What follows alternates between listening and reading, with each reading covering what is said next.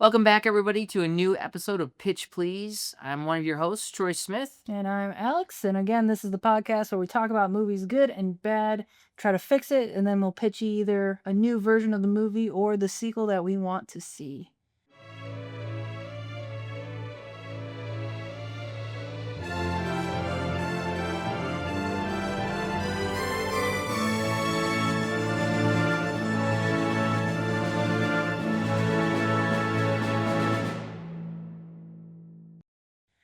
Today, we're going to be looking at another Christopher Nolan movie. If you joined us last week for our show on The Dark Knight Rises, this week we are looking at one of his most famous movies, Inception.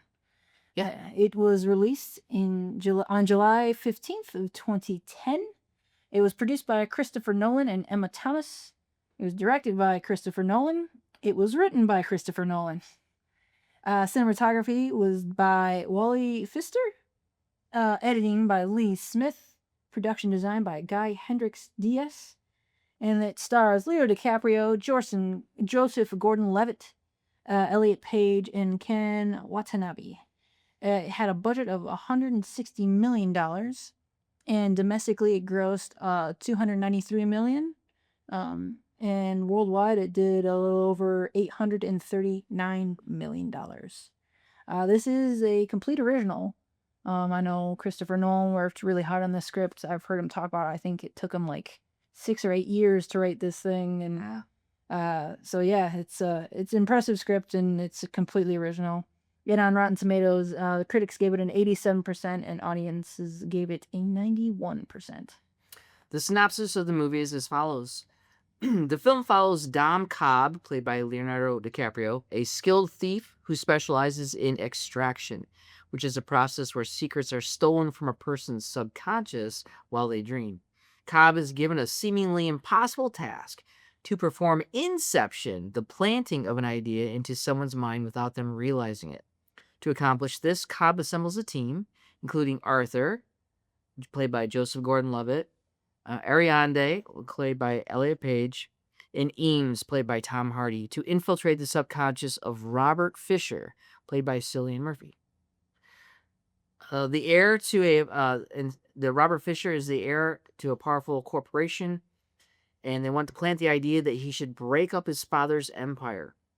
As they delve deeper into the multiple layers of dreams, the line between reality and dreams becomes increasingly blurred. Throughout the heist, Cobb is haunted by the memory of his wife, Mal, played by Marion Cotillard, who appears in his dreams as a projection of his guilt and unresolved emotions. As the dream levels grow more complex, the team faces numerous challenges, including time distortion, aggressive subconscious projections, and the constant threat of being trapped in limbo, an endless dream state. The film culminates in a tense, multi-layered finale where Cobb must confront his past to finally let go of Mal. In the final scene, Cobb returns home to his children, but the film leaves the question of whether he is still dreaming or if he is truly awake, leaving the audience to ponder the nature of reality and the power of the subconscious. Yeah, that's it in a nutshell, right? Right. This is a very complex movie, so like summarizing it's not the easiest thing to do. No, not at all. Yeah, people love this movie, and there's a lot of great stuff in it, and there are parts of it that are reminiscent to me of Inside Out, Pixar's Inside Out, the use of subconscious, use of psychology, language, and things like that. And so I think there's a lot. This is a really well thought out movie overall. Yeah. Very complex, and yet, well, no, it's very complex. Yeah. It's just complex. It's all simplistic in its complexity, but it's really not. It's actually it's pretty complex. We talked about how, the exposition in this movie, the exposition, just the dumping of facts and things like that, works out really well. They kind of interweave it in a good way because you never want to do an exposition dump. Right. I mean, they do kind of do some exposition dumping, but it's set in an interesting location, which kind of helps it along, and they are able to spread out the exposition throughout. And I felt, for me, whenever like new exposition came up, it was easy to follow. I think they explained it really well without getting like too into the details and the minutia Yeah. of it all. And so I think it did a really good job. Yeah, just explaining this very complicated concept. Right. Yeah. And the of course, once again, we don't usually have problems with production design. No, The no. PD on it was, I think it was Wally Pfister again, Yeah. from Dark Knight Rises. Just does a great job setting up the stages. I am a little curious as to their base point was in basically an empty, open aired warehouse. The classic. Okay, it is a bit of a classic. I felt a little uncomfortable thinking they got all this stuff going on and they've got no doors, they've got no windows, anyone could walk in. But it was a cool area to film in, and the use of the cities and each different level of the dreams is unique, Yeah. which is great. It didn't have to be in terms of I could have seen somebody else making this movie and just kind of making them all kind of similar to the real world. Right. And so it was kind of cool that, every layer of dream and including reality had its own look to it. They could have Yeah. gone with a warm look, cool look, green look, but they just chose to have different sets and PD going on there. But I think that worked. No, 100%. And just to go along with all the sets, something Nolan's known for is just doing a lot of practical effects. And this movie is completely chock full of it. Of course, doing things practically doesn't mean like there's no CGI involved. There, of course, has to be some CGI involved. Right. But I know he like when he can do something practically, film an explosion and then composite it in later, like he'll do it and he'll film it and stuff like that. And so this movie is filled with so many, special effects laden things that when you look into the film, they did for real. Like some we can talk about a little later is like the famous hallway scene where they actually built a set of a hallway and they rotated it as they fought through it, and like they did that all 100% for real. Yeah. And it's just again, to me it's really impressive. That's the fun part about filmmaking. The practical effects. Yeah, doing practical effects, trying to make the crazy things you see in your brain actually happen in real life. Yeah, right. Not just say, this is what I want, let's go make it in a computer after we film a couple actors on a blue or green screen. I mean, Like that's boring, just it's blowing stuff up's tons of fun. yeah, And if you get to film yourself blowing things up, that's even better. Like it is absolutely. so- Yeah, we always feel for the Marvel actors in the Marvel movies. It's like, oh, can you just imagine just filming in a blue box all day or a green box? You Right. and a camera person and a director and wearing just polka dot pretending to pajamas. fight something with the green and then polka dot pajamas, the mocap suit. And you're talking to people that like their face is down here, but they got a little foam head or tennis ball, like That is 2.5 feet of bone that you're supposed to be looking at as they're looking at you. Like and that's hard. That's hard for an actor. That's just that's not fun filmmaking. no, that's a get or done film. That's a product. It's like, hey, we're gonna bust through all this. You're just gonna say your lines, pretend like it's a meaningful moment with the tennis ball, and then we're just gonna, spend a year in post making your world, man. It's gonna be awesome. No, thank you. No, it's boring, and Mhm. it's creating a product, not a movie. Yeah, absolutely. So in the beginning, though, we'll mix our positives and our constructives throughout this. Yeah. So hopefully you know the movie. We did the synopsis, but we're gonna kind of bounce around a little bit here and there like we do. So it starts off though. This is a problem. It starts off with Cobb washing up on a beach and then being captured by Saito's henchmen and taking in. And Saito is this 180-year-old man. Very old. And He looks like melted wax, right? Mixed like with rough. old leather, and but it's kind of the ending of the movie, and they throw it into the beginning, and it makes no sense, and it was sort of like a bamboozle of sorts where we're confused, we don't know what's happening, and so that whole scene just needs to go. Yeah, and it's not even a scene. It's just like a minute. It's And then it cuts back in time. And again, like you said, it's like it made no sense. I'm not sure what he was trying to set up because again, so like something you can do is like a third act setup. Yeah. It's like the beginning of your third act, you can tease at the beginning of the movie, but it's not the very tail end of the movie. It's like Right. you get up to that point and then you still have a whole nother like 30 minutes of movie to go after that. This was not that. This was Yeah. literally just like, here's the end of the movie. Here's like a couple shots, which they use over again. Right. And then they jump back in time. And it made no And sense. it didn't further the story. It just did nothing but confuse me. Right. Yeah. So like Fight Club and Forrest Gump have the third act set up where we start the movie in the Yeah. very end of Act 2. And yeah, this was not it. This was let's show you the end and then take you to the beginning. And I just felt like it was a little bit manipulative because again, it had no point to be there except for to confuse the audience. So, Right. and I confused already, so, you know. I think just the way Nolan likes to do things, he's got such an interest in time and messing with time. Maybe his whole point, I'll try to defend it a little bit. Maybe the whole point of showing that shot or those couple of shots at the beginning of the film is to make it seem like, in the dream state, there is no concept of time and this could happen then and then stuff like that. But again, it's more confusing than Yeah. It didn't anything. it didn't lend Doesn't get it, explained. yeah, it doesn't lend to the story. Right. No. As opposed to going. Like- Can you imagine walking in with popcorn and missing that first opening scene and go, "What'd I miss?" And the person next is I don't know. I'm not really sure. It would have been better to walk in like 2 minutes late because it's Yeah. Frey. Hey, cool. There's Leo talking to some guy in a Yeah. really cool building. So, and then the idea of, Cobb is trained, they're basically working with people, training them how to protect their minds from extraction. The movie is definitely kind of like his Memento. You gotta watch it twice Yes. to get it because, in the opening scenes, like they're in a dream Mm. already, right? Trying to extract something from somebody, and we don't know that. And so it becomes a reveal. But it also is really hard to follow if you've never seen it before. So his movies are definitely ones you want to watch typically twice. Yeah, give it a couple run throughs just to understand it a little better. Mm-hmm. Yeah, 100%.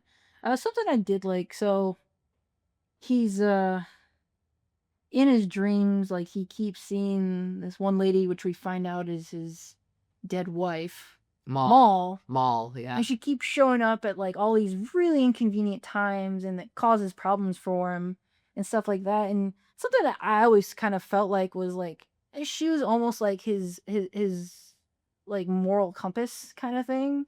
Because like she's trying to foil him doing some pretty bad stuff, stealing from people and things like that. Like she's ruining that. It's all, and again, we find out later it's just part of his subconscious that's created this, image of her Mhm. and stuff like that. And so it's kind of almost like she's his moral compass Right.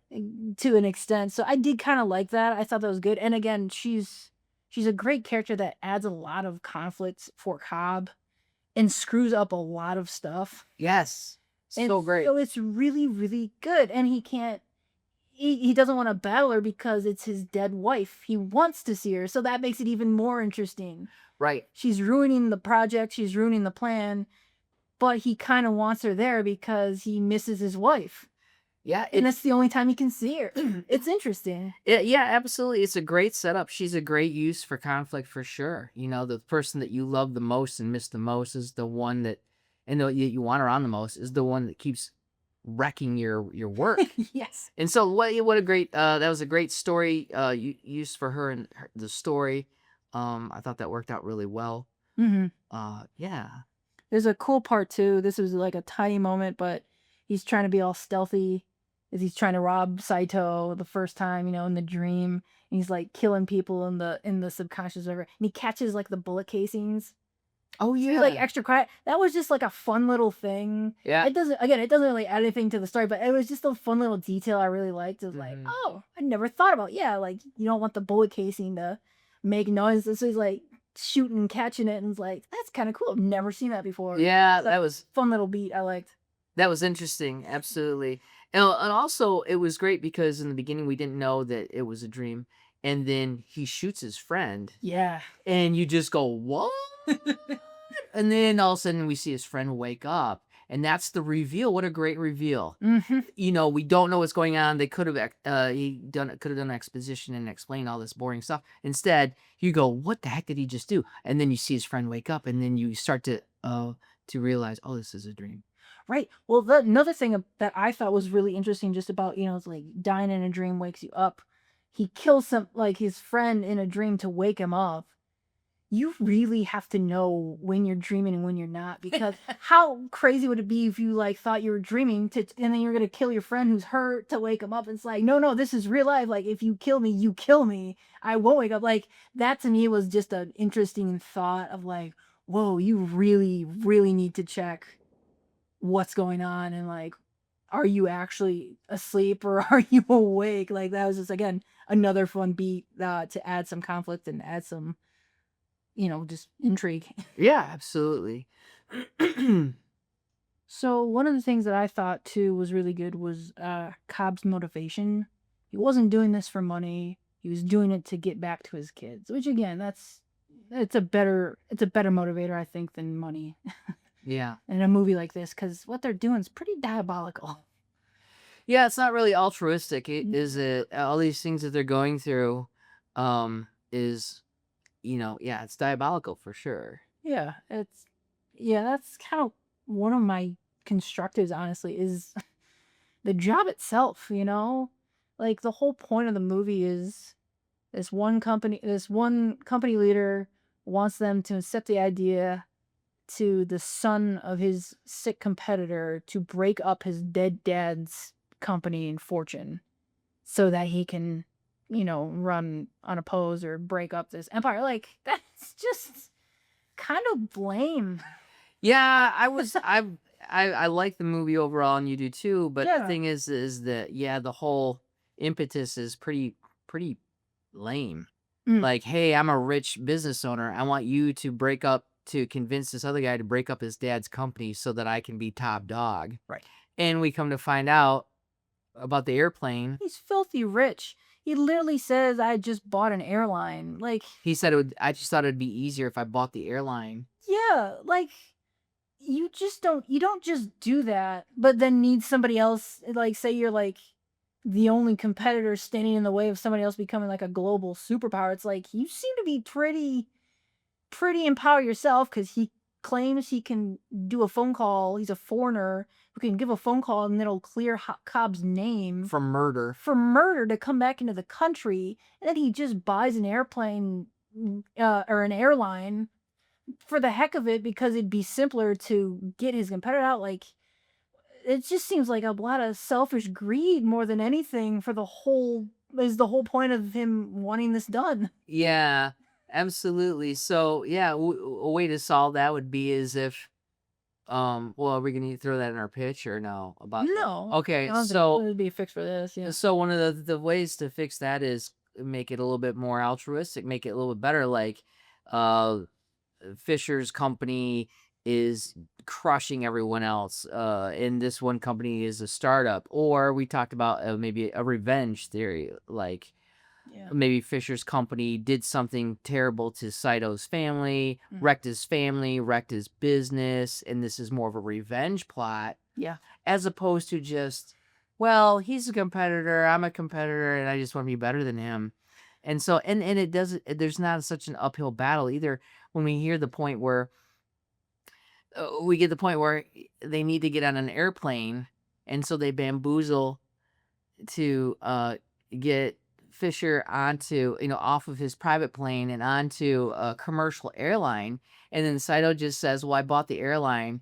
Well, it could have led to a way more interesting scene, way more interesting conflict if they had to, if nobody bought the airline and they just had a scene or sequence where, they're trying to get people off the first class section, like pretending that they're, getting them arrested by the air marshals, or, say, oh no, I bought the seat. Oh no, ma'am, you can't stay here, and Right. getting them off, or you had a suggestion too. Yeah, like, I mean, he had a private jet. Fisher had a private jet, so it would have been interesting if they tried to, like, get his original, crew off either from sick time or like saying they have family problems, and then become the replacement crew and then have to do this, but maybe they aren't able to buy off the pilots or something. So like, there's still a lot of risk and danger involved. Yeah. But they're able to still get their idea in place, which is to do this on this really long flight.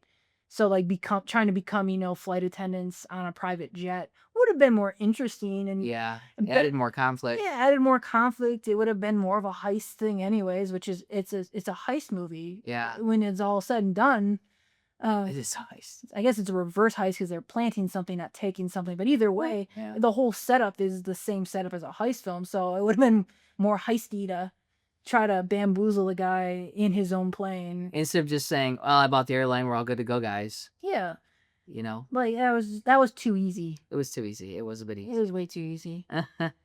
Yeah, it was great that he had to focus on trying to get it back his kids.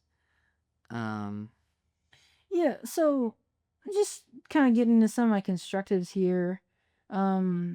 It, just the idea of one person's the dreamer, but then they fill the dream with somebody else's subconscious got a little like unclear to me. Yeah. Like how can you be the dreamer but not have your own subconscious filling the dream, you know? And then somebody like, and so that got to me a little convoluted. Yeah, and the whole idea of being an architect, how do they hold on to that architecture when they're awake? Like, Right. do they store it in a hard drive, And so that was really kind of a weird little, I mean, it was kind of cool. And we talked about how science fiction it can be better when the less you say, the better it is, so people can't pick apart all the minutia of your science. Mhm. So that's I mean, he just kind of bulldozed forward with, well, this is the way it is. Right. But it is pretty, makes you go like, wait a minute. So something I just thought of right now, actually, to fix that, or what could have been a little more interesting is, what if they go into this person's dream every time they go into the person's dream, they're the dreamer and it's filled with their subconscious, so they don't know what the landscape's gonna look like. Yeah. That would have been really interesting, but then you need architects who can then be able to manipulate things to get you where you need to go. Mm-hmm. And so you have people who understand architecture. You're not sure where you're going to land up in, what the dream scenario is going to be. But then the whole point is you need to plant things in this person's mind. So that way, when you go down deeper, you're kind of guiding them still in the way you want them to. But again, you don't know what the landscape's going to look like. Yeah. You don't understand, how complex it's going to be, how big it's going to be.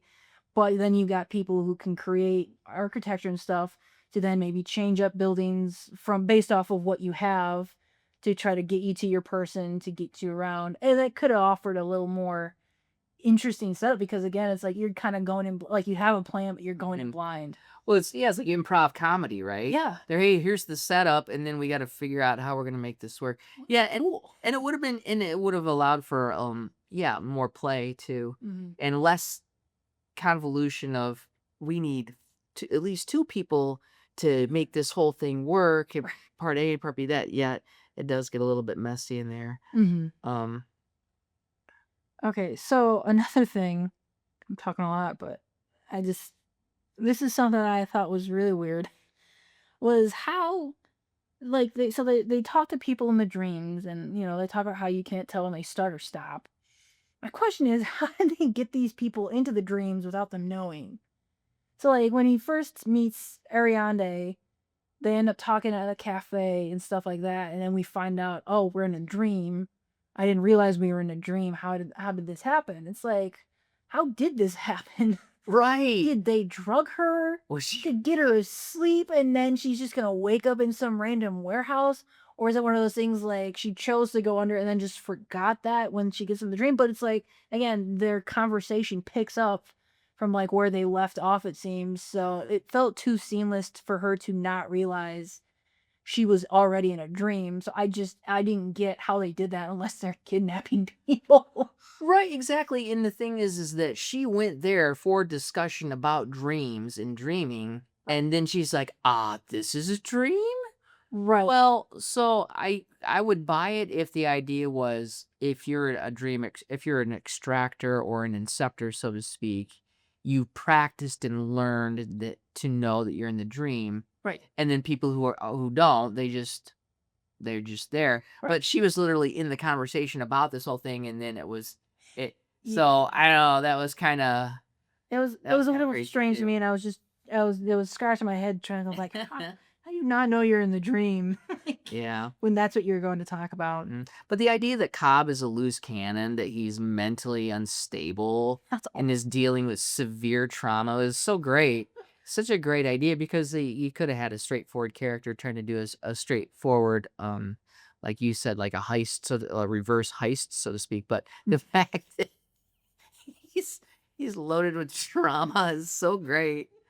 Like self-sabotaging. Yeah. When it's all said and done, it's literally self-sabotaging because his own subconscious getting in the way. Yeah.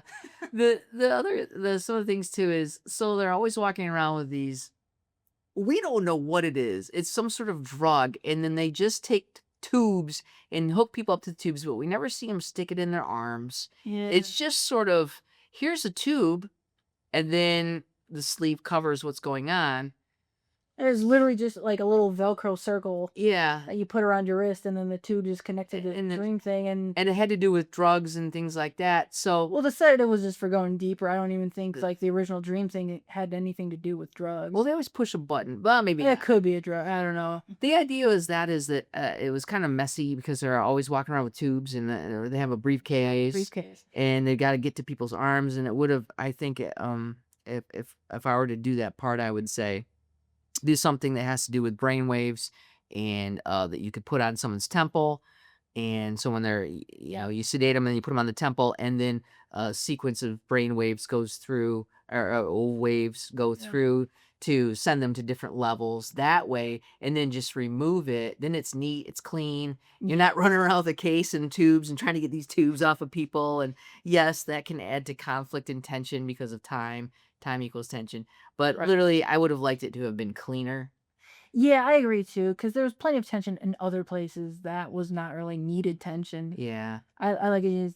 We're thinking too, and again, the whole idea of like you're connecting something to your arm to go into a dream together. It's like the head would have made more sense. The head would have made It's way more sense. yeah, if you're putting on at the very least like a headband or something that's connected to a tube, not your wrist. Yeah, that was, so not necessarily a missed opportunity there, but it could have been cleaner. Yeah. And it would have made more sense that way with brainwave technology and things like that. So one thing that I had in my notes is there's no psychologist or psychiatrist in the group. That's a good point. Of this whole thing is about dreams and the mind and all this stuff, and not one of them. You got someone who like Eames, who is he's like a military guy. He's a forger. Right. He knows all this stuff.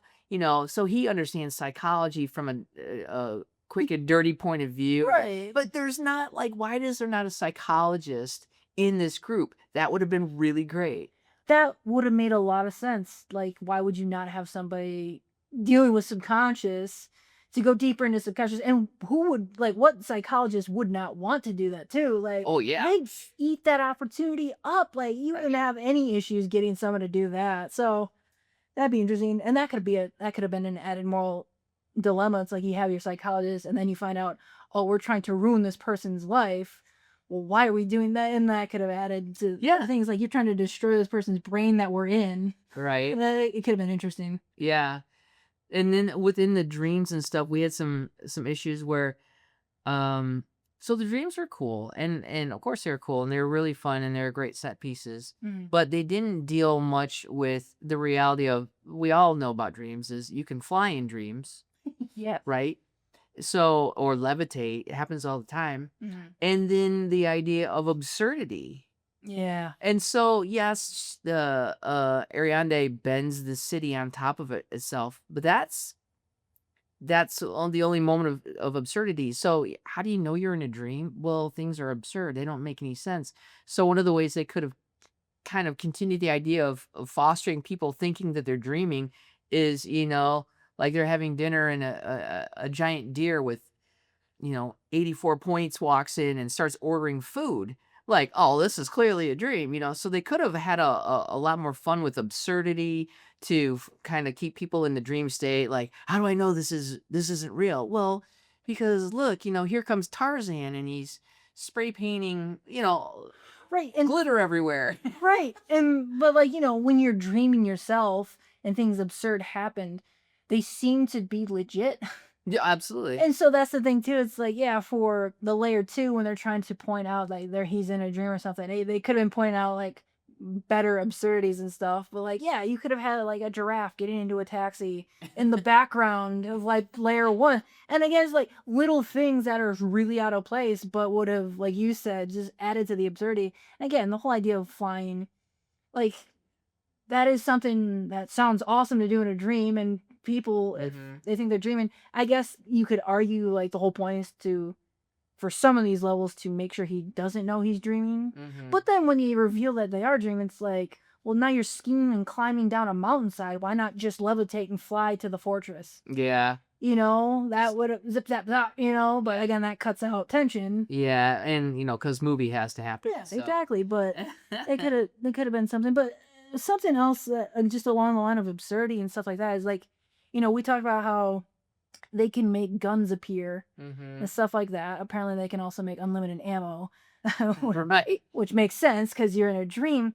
Why can you not then just tell yourself you're healed? Saito gets shot in the chest and he's dying and he's gonna go to limbo and he's in a lot of pain. And he knows he's dreaming. But he knows he's dreaming, so why can't he just say, "Well, I'm all fixed up," and just like that would have been a cool little thing to like have him repair it. I know they wanted him to get to limbo because that's where Cobb has to deal with all of his issues and finally let go of Maul. However, why could he not just say, like, I'll fix this up, because I'm in a dream, so this doesn't actually real. Because like if pain's in the mind, just say, okay, well that doesn't hurt, and just tell yourself over and over again, then it doesn't hurt, and then heals up. They could have made a thing too where it was like a level or an experience thing. So there's a certain level or experience level where when you're in a dream, you're dreaming. When you're in a dream, you can heal yourself because you've gotten a certain amount of experience. But if you don't have this, like, let's say a level of sorts, then you won't know that you're dreaming unless somebody in your dream tells you you're dreaming. Right. And you won't have the skill to heal yourself. So you could have almost like this counterpart where like some people can heal themselves in the dream because they have that experience. Other people cannot.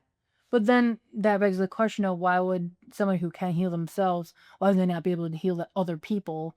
Because you're able to affect the dream around you and the people around you. I mean, that's the tricky part. Right, exactly. So well, then you could have a simple sentence: I can't heal other people. I can only fix the surroundings. Okay, fair enough. Okay, problem solved. Fair enough. But you bring up, but that's a good exit to close off, right? Right. Like, yeah. how could you not do that? So apparently they just didn't do any of that. They're like, if you get wounded in your dream, you're gonna just lay there and suffer. But if you get killed, you'll just wake up with a jolt, like, oh my gosh, oh, I'm not dead, and I'm not bleeding out either. Yeah. Yeah. Go ahead. I was just gonna say too, it's like, in the first layer, a random train comes out of the blue, brought in by Cobb. Like, what the heck? I mean, it was cool, but cool. It didn't make any sense. It's just, I guess that could be absurdity. I mean, that was absurd for sure. I guess that, but yeah, that was different, and we know that plays into the ending of the movie. Kind of. I mean, it kind of does. Yeah. It's not our real setup payoff. It's just there, and then later on we kind of get it, maybe. Right. That him and his wife, they use the train, getting run over by a train as a kick. Yeah. And then how did they miss the kick? So when they were down in the bottom level and taking over the hospital fortress, and the avalanche comes, and like, we missed the kick. Well, shoot yourself in the head, man. Or nobody's down to limbo. Right, yeah, it's such a, but like, okay, so being wiped out by an avalanche, getting killed by an avalanche would send you up. We're not supposed to kill him. It's the whole idea of the kick is like the feeling of falling. Yeah. Falling backwards, and that like can wake you up or something like that. But again, it's like, I don't know how an avalanche would have done that, because it probably would have just buried you and then you'd suffocate and die. Yeah, for a million years until you woke up. So that was a little weird. Neither one of us got how they missed it. No. I have in here too, like, so they get down into the third and final layer. Their third and final layer, before limbo. Before limbo, the layer that they plan to go down to. And then they're talking about how, like, Eames, who was originally going to take Fisher to his father, all of a sudden can't. Like, oh, yeah. I don't know why the plan changed. Yeah. Like, why was he not able to do that? Maybe they said something about not realizing there were going to be so many cards there. So like Yeah. he had to go fight off the guards while somebody else had to take him down. But again, that was kind of weird to me because it was like they made it down there with the same amount of people and the same people that he had already planned on. So why did the plan change for Eames? Yeah, I don't know. That was not really clear at all. That was a little bizarre, other than the fact that they didn't know Fisher's mind was going to be, guarded by all these crazy guys with guns. So maybe that was the issue. Yeah, that could be. Simple Yeah. enough, I guess. And then they go down, and then we go into the well, it was really great. Okay, so the one good psychology thing was when Cobb is privately jacking into the Matrix, so to speak, going into his dream world, and then Ariande sneaks in. This is earlier on in the movie. Yeah. And they're using the elevator as going down to the subconscious. I thought that was great. I thought that made a lot of sense. That was a very psychological move, and it was a lot of fun. And the PD on that elevator looked really great. Oh, it was perfect. And I mean, I felt like they could have done more with elevator stuff. It would have made more sense, especially like going deeper and deeper into different levels of dreams. Yeah, absolutely. And of course the hallway sequence with Arthur when he's trying to get all these bodies, and that felt a little floating. yeah, that felt a little forced too story wise, but it was a great visual. They have him floating around, trying to take charges off of one room and put him into an elevator, and Get it to make them fall. but I'm just trying to figure out how they filmed that. yeah, I think probably in an airplane, Probably, well, maybe, yeah. to some extent. But they had a whole set built. Yeah, they did. I don't know. I really don't know how they did that one. That was just really, really cool. But again, I think you pointed out he's got no gravity in his dream because they're falling. Why does the dream below them have gravity? Like they're all floating in a dream sequence. Yeah. So wouldn't they not be able to feel gravity, and would that make them float in the layer lower too? Like Yeah. that was kind of weird. It was like gravity in the first layer, no gravity in the second, but then gravity again in the third. Right. Like that was a little bizarre. Yeah. Maybe that just would have been. Maybe that was too hard to be like they have no gravity in the third layer now. So how are they gonna get around? I don't know. Let's just give them gravity. Just give this Just make keep it happen. going for and stuff like that. I was like, I think I said earlier, like they didn't run out of bullets and stuff because they're dreaming, but actually have them here. I think they do run out of bullets at some point. And my question is, why would they run out of bullets? If they're dreaming, it's just like dream up like all the clips you could want, or like a clip that just never runs out. Because Yeah. it's a dream. Yeah, so so it seems like they need to have established rules a little bit more concretely earlier on, such as they did establish if you get shot in your dream, you're gonna be injured, you're gonna be in pain. Yeah, you can feel pain, but If you the whole point about dying and going to limbo was kind of weird. But like also, hey, we done enough of these extractions earlier that we know we're gonna have, we can dream up one gun and a certain amount of ammo, but we have to find the rest. Just establishing some rules of the world, Right. even though it's a dream world. Well, the thing is, okay, so the thing is though, this is like the only movie where having unlimited ammo, just shooting and never reloading, would have made complete sense.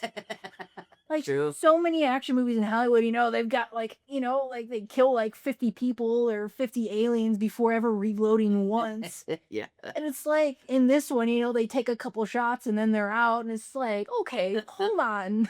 Yeah. The movies that are supposed to be taken in real life, they get unlimited ammo, and then the movie where you're dreaming, where you could easily just have unlimited ammo and no one would think twice about it. Yeah. You're just like, oh hey, we're out now, so we got to do a cool little fist fight, I guess. I'm like, okay, but opportunity missed, in my opinion. Yeah. So when we get down to the limbo zone, which was an interesting concept, I like that a lot. That there was another level. You could keep going deeper and deeper, and then this is just crazyville, going down to get two people that had died. Well, one had died. Yeah. Fisher had died. Fisher died. So they go down to get Fisher, and then his wife, the projection of his wife, Mal, is there. And it was really great psychology that he has to let her go. Mm-hmm. That was great. That stuff worked out really well, I thought. So I think they really built that in. We did always wonder why when she commit suicide earlier on in the movie, why she was across the way Yeah. in the thing, and The one gigantic hotel. she's on the opposite side. It was really weird. But anyways, Yeah. but that was really great that he has to let his wife go. Oh, that makes sense. That's a great story conclusion to that kind of story arc right there. Mm-hmm. But then Ariande takes off, and Cobb says, "I'm gonna stay down here in limbo." I don't know how was there undisconnected or what. I don't know how that all works It because was his dream at that. it was his dream. So yeah. And he's like, Sato's probably dead by now, so I'm gonna find him. So Sato dies later, but then it cuts to Cobb washing up on the beach. It cuts to the beginning, That very first shot. and he's the same age. And Sato, who died later on, who arrived to Limbo After him, which in Limbo terms would be like 30, 40, 50 years after Cobb was already there. Right. Cobb should have been the old guy. Yes. And Sato should have been the young buck. Yep. And Cobb should have been like, I've been waiting for you to show up.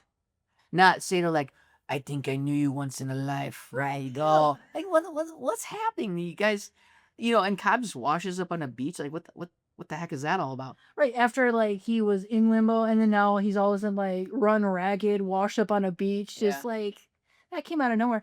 Another thing that I have an issue with, and just I don't find too well explained or make sense at all, is why would you age in your dreams? Right.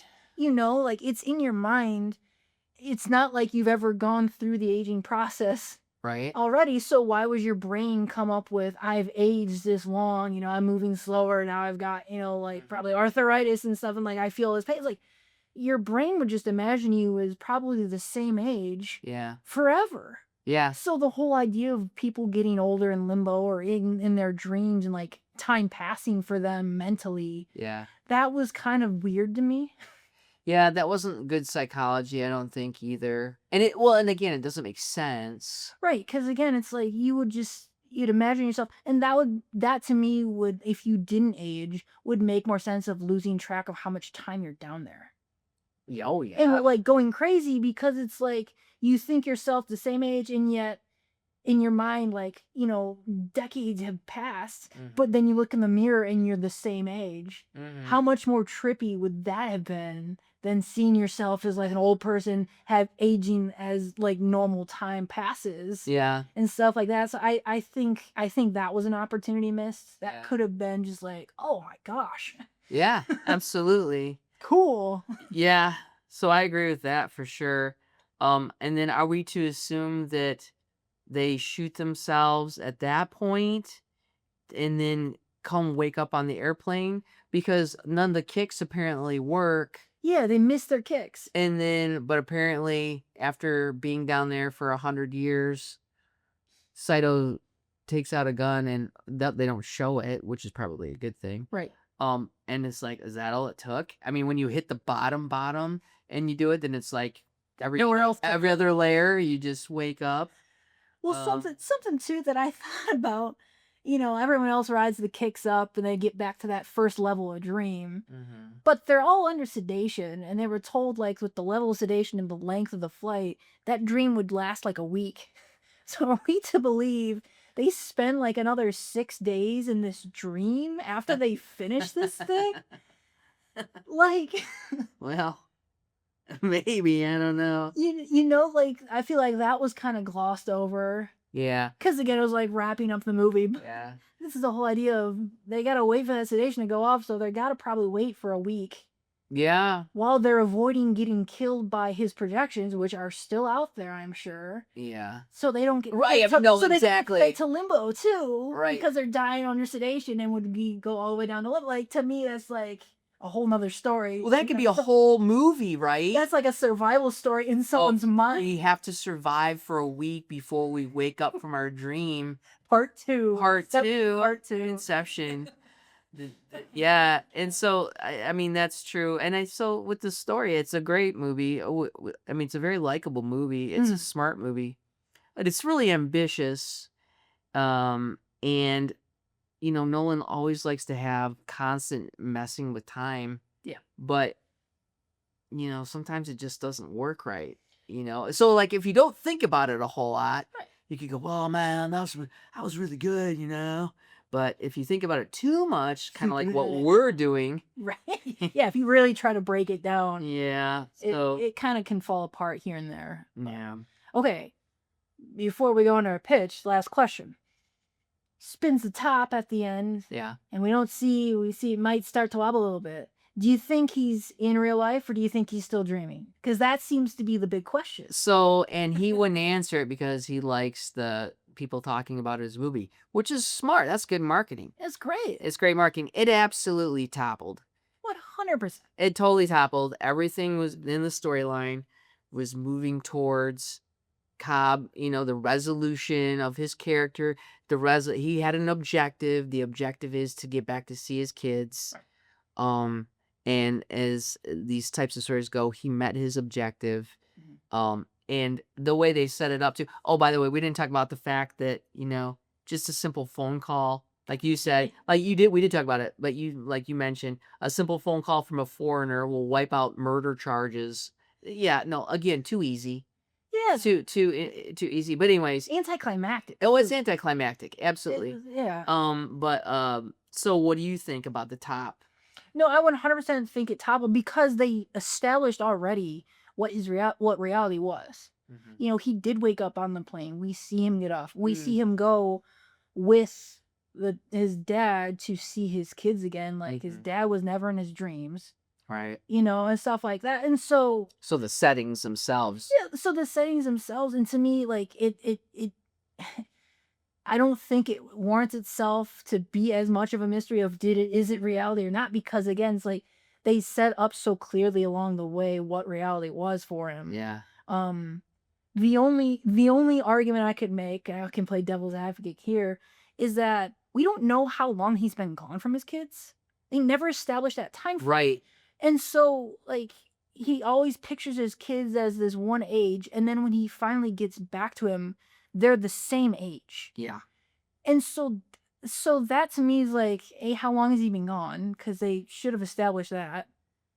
We got a random bug in here. Mm-hmm. Because so that could be someone's argument of he could be dreaming, is that his kids never age in his dreams or in real life. Absolutely. However, if you're gone for like, a couple months, even up to a year, your kids are going to look pretty much the same. Yeah, pretty similar. And so I think that was a little bit of movie magic mischief right there.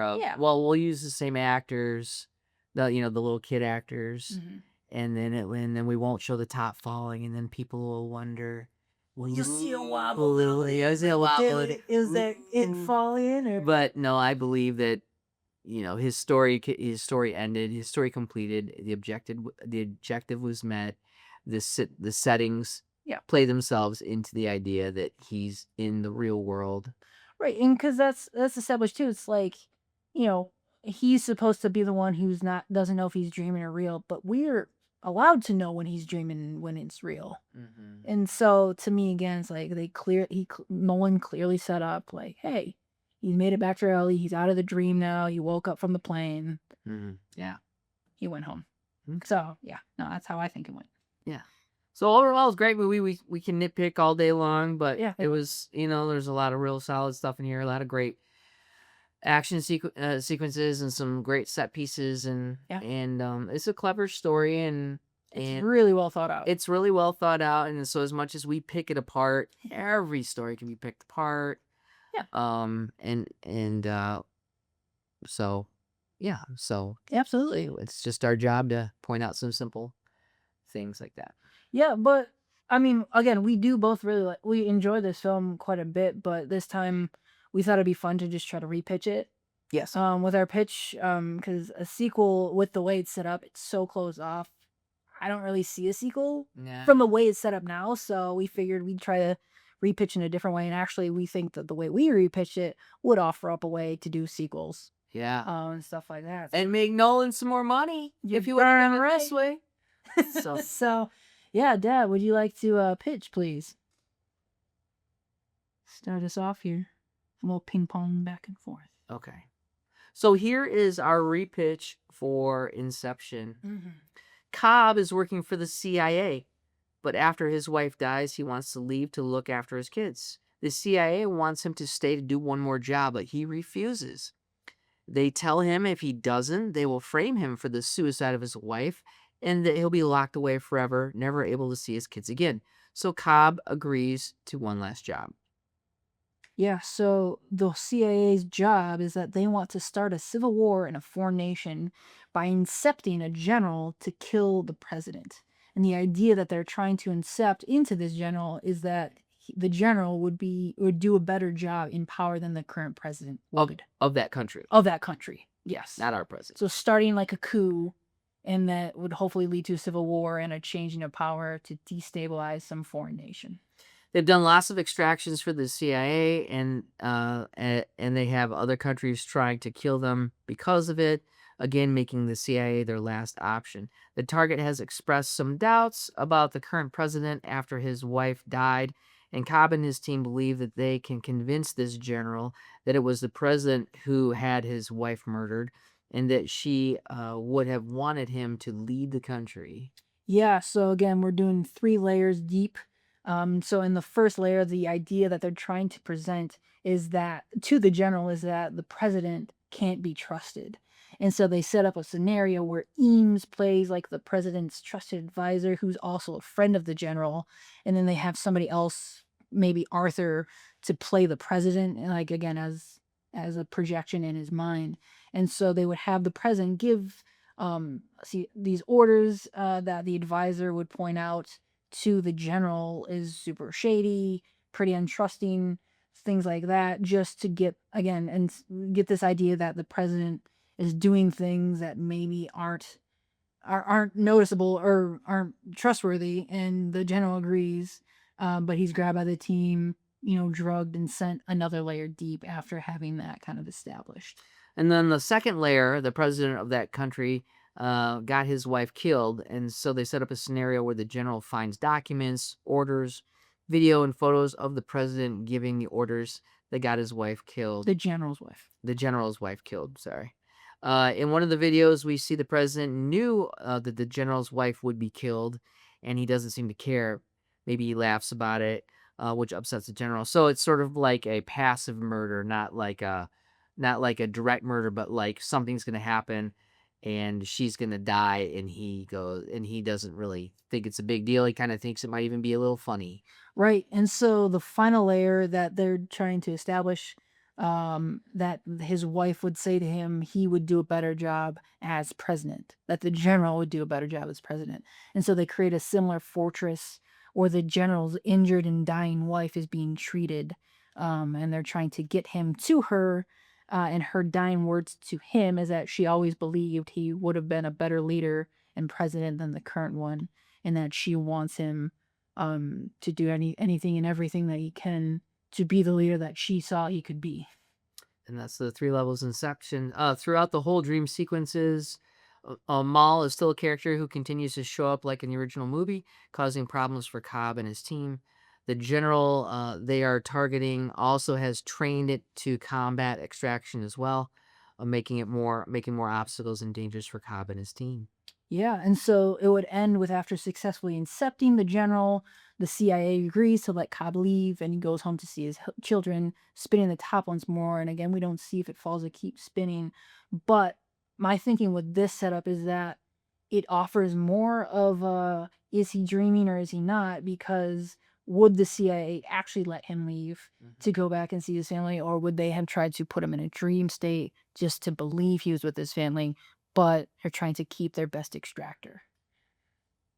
Very good. So, yeah, that's our repitch for Inception. Yeah, and that would lead to some sequels as well. It could, yeah. It could potentially lead to some sequels. Absolutely. Well, thanks, folks. That's our episode 10 of Pitch Please about Inception and its repitch. Make sure that you like and subscribe. Let other people know about this if they like movies. And again, as usual, we like to say that we always appreciate filmmakers and script writers and storytellers.